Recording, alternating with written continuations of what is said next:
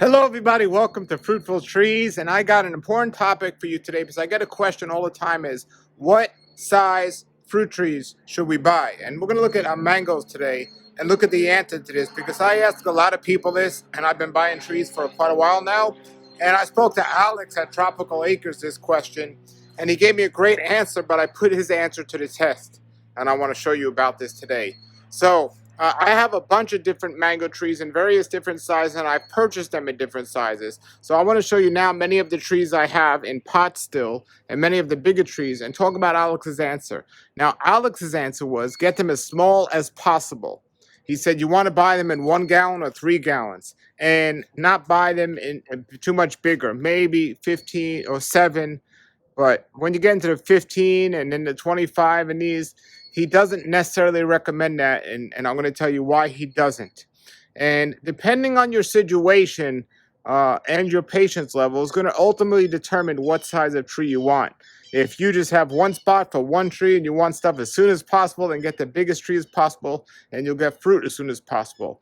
However, Alex feels that when you plant a tree at a younger age, it roots better into the ground and it is going to be just a much better tree overall. So let me show you an example of some of the trees I have and give you an example of what he's talking about.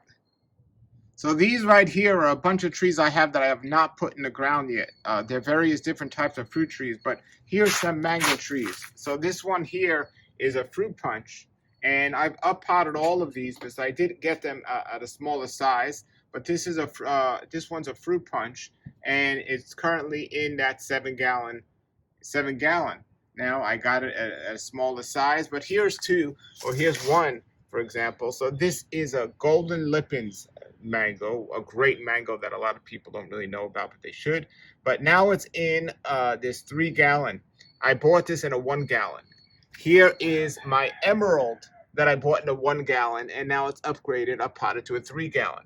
Now, according to Alex, I should get these in the ground as soon as possible. And by the way, that's my white sapote I got. Was gotten a 1-gallon and just upgraded.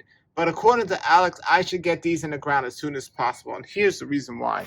So here's my 2 trees I have here. That one's a lemon zest, and that one is a sweet tart. And these are nice big size. Now, after I put those in, a couple of years later, I put this one here in. This one wasn't a pot like the ones I just showed you. That's a Sugarloaf. So Alex says, so this is about 2 years in the ground ahead of this one. And those trees are fruiting. They're looking great. They're wonderful. And it is my goal to keep them at that size. Maybe a drop bigger, but I like the size they are. So every year I'm going to cut them to around that size, hopefully keep them that size, and we're good to go, even if they're a little bit bigger. However, so here's the Sugarloaf that I put in 2 years after those, and I put this in as a much smaller tree. Those were put in the ground as, I think, 15 gallons or maybe 7 gallons.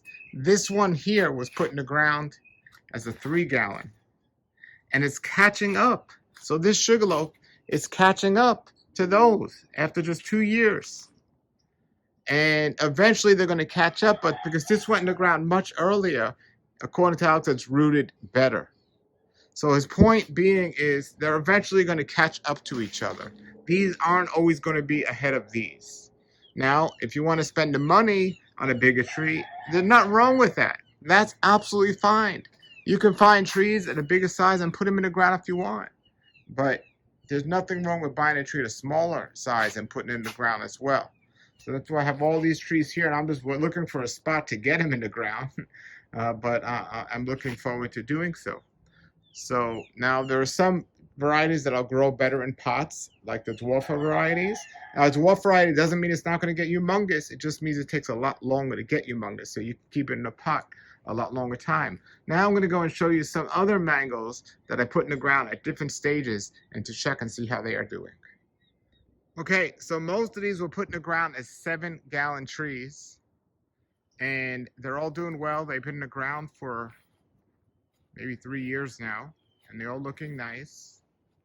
Those are 7-gallon trees. I have one 15-gallon tree that, yes, there's more on it. It's a little taller and there's more on it. But I want to look at two trees here I put in the ground. I got these at 1 gallon. So this is my ST Maui. And it still needs to grow. But it got in the ground and it's grown really nice and it's well rooted in the ground now. And then I'm going to show you my Carla. My Carla here went in the ground as a really small 3 gallon. And if it was in a pot now, it'd probably be in a 7 gallon. But it's growing really well. It's growing nice and I'm very pleased with that. And then I have one more here, and it's, as I put in the ground, as a 3 gallon, small 3 gallon. This is my Ceci Love. And it's just flowering now. And another important thing is, when you put them in the ground earlier, don't let them hold fruit. So when you see fruit on there, not necessarily the flowers. If you take the flowers off, they're going to get new flowers. But when you see fruit on there, take the fruit off, because they're too small to hold the fruit, and that takes the energy away from the tree growing quicker. So that's definitely something to consider. Okay, one more thing I want to show you all is these are 2 trees here that I had planted at a younger age and moved. And from my experience, it's almost better to move a tree when it's a little bit bigger, because it's more established, a tree. When you move them small like this, it's a better chance of the tree dying. But this was this is a Kesar. This was a 3 gallon, and I have it in the ground now, and it's grown pretty nicely here. No flowers on this one yet, but this one here's a Juicy Peach that I had in the ground as a 3 gallon as well. And this one's growing real nice in this area. So these I took a chance on moving them at such a young age. But it would have been better to keep this in a pot and be sure of my spot and not move it. But of all the bigger trees I have, I find they move much better and take much better. Maybe because the trees are much more established than these particular type of trees, the smaller trees. So keep that in mind if you're going to move trees. And so if this was like a 15 gallon, maybe even a 25 gallon, I think the chances of it surviving would have been better than moving a tree that's smaller. Now, the advantage of moving a smaller tree is they're in the ground at a shorter amount of time.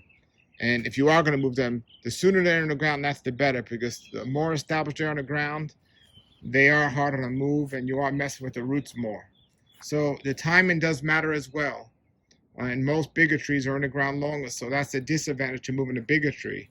But the smaller trees are weaker, and once they get in the ground, moving trees around, they haven't been in the ground as long, so that's a good thing. But you should know your spots before you start moving things around and so on for the best success. Okay, everybody, so there you have it. I hope this helps you make a better decision when you're trying to figure out what size trees to plant. And again, I'm not against planting taller trees or bigger trees, but when you look at the money involved in it and the cost, there's nothing wrong with planting a small tree, and there's nothing wrong with planting a big tree either. It just depends how patient you could be and things like that. All right, let me know how it's worked out for you. Put your comments or questions below. If you have questions or anything like that, let me know. Thank you for subscribing to this channel. Until then, everybody have a great day and get ready for mango season. Keep growing.